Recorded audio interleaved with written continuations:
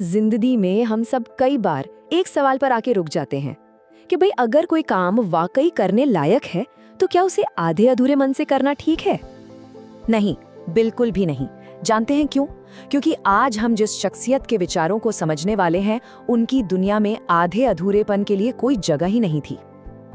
ये शब्द हैं 20वीं सदी की सबसे दमदार विचारकों में से एक एन रैंड के।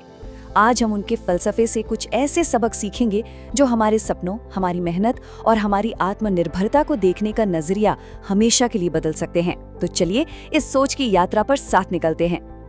हमारा सबसे पहला सबक जुड़ा है उस एक एहसास से जो हम सबकी राह में कभी ना कभी आकर खड़ा हो ही जाता है, और वो है डर। जरा सोचिए, एक नया करियर शुरू करने का ख्याल, किसी अनजान शहर में जाने का फैसला या कोई मुश्किल स्किल सीखने की चुनौती। ये जो अनजानापन है ना, यही हमें डराता है, हमारे कदम रोक लेता है। लेकिन एन रैंड ने इसी डर को देखने का एक बिल्कुल अलग, एक बहुत ही मजबूत तरीका बताया है ना। कितनी सीधी और कितनी गहरी बात। यहाँ डर को दुश्मन नहीं बल्कि एक गाइड माना गया है, एक सिग्नल जो बस इतना बता रहा है कि यहाँ जानकारी की कमी है जिसे पूरा किया जा सकता है। तो असल में जीत उसकी नहीं जो डरता ही नहीं, बल्कि उसकी है जो अपने डर को सीखने की एक वजह बना लेता है, अपनी जिज्ञासा में बदल देता है। चलिए अब डर से आगे बढ़कर दूसरे अहम सबक की ओर चलते हैं जो आज़ादी के असली मायनों को हमारे सामने रखता है। देखिए, हम सभी अपनी जिंदगी में एक तरह की सिक्योरिटी चाहते हैं, एक ठहराव चाहते हैं। ये बिल्कुल नेचुरल है।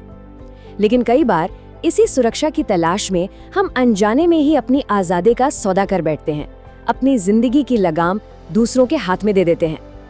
ये सुनने में शायद थोड़ा कड़ा लगे, लेकिन एक पल के लिए इसकी गहराई में उतरकर सोचिए। सच्ची आज़ादी का एहसास तभी होता है जब इंसान अपने फैसलों का, अपने नतीजों का मालिक खुद हो, जब उसकी खुशी या कामयाबी किसी और पर डिपेंडेंट ना हो। तो बात बस इतनी सी है, आत्मनिर्भरता ही सच्ची आज़ादी की पहली और आखिरी शर्त है।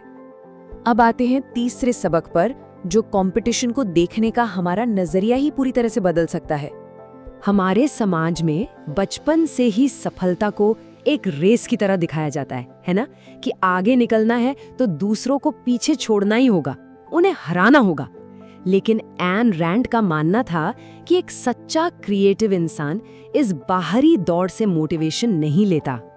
उनके हिसाब से असली मुकाबला तो दुनिया में किसी और से है ही नहीं, मुकाबला तो सिर्फ उस इंसान से है जो हम कल थे।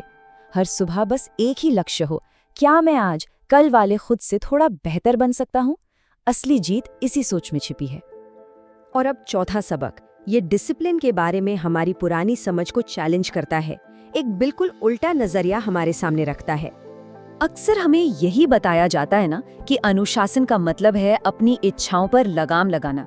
ऐसा लगता है मानो जो दिल चाहता है वो तो आसान रास्ता है और उसे छोड़ देना ही असली हिम्मत का काम है। पर क्या ये वाकई सच है? एन रैंड की नज़र में बिल्कुल भी नहीं। उनके मुताबिक दुनिया का सबसे बड़ा अनुशासन और सबसे बड़ी हिम्मत इस बात में है कि इंसान ये जान पाए कि वो सच में क्या चाहता है और फिर उस रास्ते पर चलने का साहस कर पाए। क्योंकि जिस रास्ते पर आपका जुनून आपको ले जाता है वो अक्सर सबसे कठिन और सबसे अकेला रास्ता होता है, पर उसी मंजिल पर आपकी असली पहचान आपका इंतजार कर रही होती है। तो डर पर जीत, सच्ची आज़ादी, खुद से मुकाबला और अपने दिल की सुनने की हिम्मत, इन सभी सबकों को जब हम एक साथ जोड़ते हैं तो एन रैंड के दर्शन का सार सामने आता है। ये लाइन हमें याद दिलाती है कि खुद को महत्व देना ये अपनी खुशी के लिए लड़ने से ही शुरू होता है। अगर कोई खुद अपनी खुशी की जिम्मेदारी नहीं लेगा तो भला दुनिया क्यों लेगी? अपनी खुशी को प्राथमिकता देना कोई स्वार्थ नहीं है, बल्कि ये आत्मसम्मान का सबसे बड़ा सबूत है। ये सिर्फ एक वाक्य नहीं है, ये जीने का एक तरीका है। ये इस यकीन का ऐलान है कि ये दुनिया, ये जिंदगी आपकी है।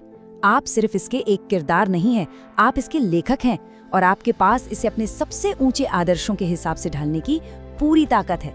तो सवाल अब ये है, क्या हम भी इस यकीन के साथ जी सकते हैं? क्या हम दिल से ये मान सकते हैं कि ये दुनिया हमारी है और इसे अपने उसूलों पर गढ़ना हमारा हक और हमारी जिम्मेदारी दोनों है?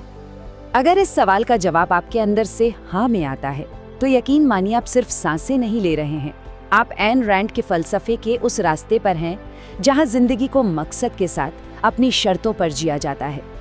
और इसी के साथ हम वापस उसी सवाल पर आ गए जहां से हमने ये सफर शुरू किया था। जो भी काम करने लायक है उसे आधे अधूरे मन से नहीं बल्कि पूरे जुनून से करना चाहिए, क्योंकि आपके सपने, आपकी खुशी, आपकी आज़ादी, ये वो चीज़ें हैं जिनके लिए आधे अधूरेपन से कम कुछ भी मंजूर नहीं होना चाहिए। इस पर सोचिएगा ज़रूर।